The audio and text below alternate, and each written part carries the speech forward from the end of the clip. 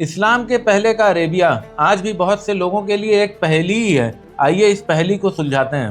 اسماعیل علیہ السلام جو کہ عراق سے تعلق رکھتے تھے، وہ مکہ میں بسے اور انہوں نے عرب کے جرہم قبیلے کی لڑکی رلا بنت مداس سے شادی کی۔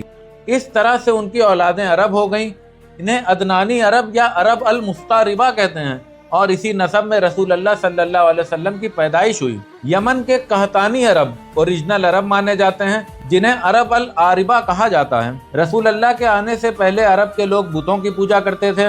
عرب کی روایتوں کے حساب سے 3rd-4th سینچری CE میں خدا قبیلے کا سردار عمرو ابن لہی مکہ سے سیریا گیا اور وہاں سے حبل نام کا ایک بت لے آیا، جس سے مکہ میں بت پرستی کی شروعات ہوئی۔ عرب کے لوگ اللہ کو سپریم گاڈ کریٹر کے طور پہ تسلیم تو کرتے تھے، مگر حبل، عزا، منات جیسے بتوں کو اپنے اور اللہ کے بیچ میں سفارشی کے طور پہ رکھتے تھے۔ پری اسلامک عربیہ یعنی جاہلیت کے دور میں عرب کی سوسائٹی ٹرائبلی آرگنائز تھی، اور انسان کی ویلیو اس بات سے طے ہوتی تھی کہ وہ کس قبیلے کا ہے۔ یہ ٹرائبس چھوٹی چھوٹی باتوں پہ سالوں تک لڑتی رہتی تھیں۔ جیسے 40 سال لمبی چلی بسوس وار اس لیے شروع ہوئی کیونکہ کسی دوسرے قبیلے والے نے بسوس نام کی ایک عورت کے اونٹ کو مار دیا تھا۔ عرب کے لوگوں کو لگتا تھا کہ اگر کسی لڑائی کے دوران ان کی عورتوں کو کسی دوسرے قبیلے والے نے قید کر لیا تو اس سے ان کی کافی بے عزتی ہوگی۔ بچیوں کو وہ برا شگن اور ذلت کی نشانی مانتے تھے، اس لیے وہ زیادہ تر لڑکیوں کے پیدا ہوتے ہی انہیں زندہ دفن کر دیتے تھے۔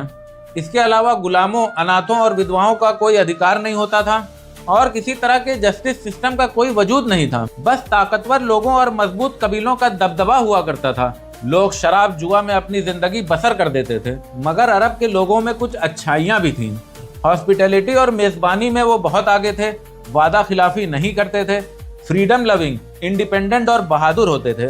ادب، خاص کر شاعری میں ان کا کوئی جوڑ نہیں تھا۔ اپنی شاعری کے بلند معیار کو دکھانے کے لیے انہوں نے کعبے کی دیوار پہ معلقات نام کی پوئمز لٹکا رکھی تھیں۔ شاعری اور زبان کے فن میں ایکسپرٹ ہونے کی وجہ سے ہی وہ قرآن کے لاجواب انداز بیاں، حسن اور بلاغت کو سمجھ پائے، اور رسول اللہ صلی اللہ علیہ وسلم کے دور کے بڑے بڑے شاعروں نے مانا یہ لفظ، یہ اطوار بیاں، یہ اثر کسی انسان کا نہیں ہو سکتا۔ قرآن نے ان کے تمام ادبی معیار توڑ دیے۔ اس وجہ سے ہی انہوں نے قرآن کو اللہ کا کلام تسلیم کیا۔ اسلام قبول کرنے کے بعد انہوں نے اپنے جاہلیت کی ناحق پریکٹسز اور سوشل ایونٹس کو چھوڑ دیا۔ شکریہ۔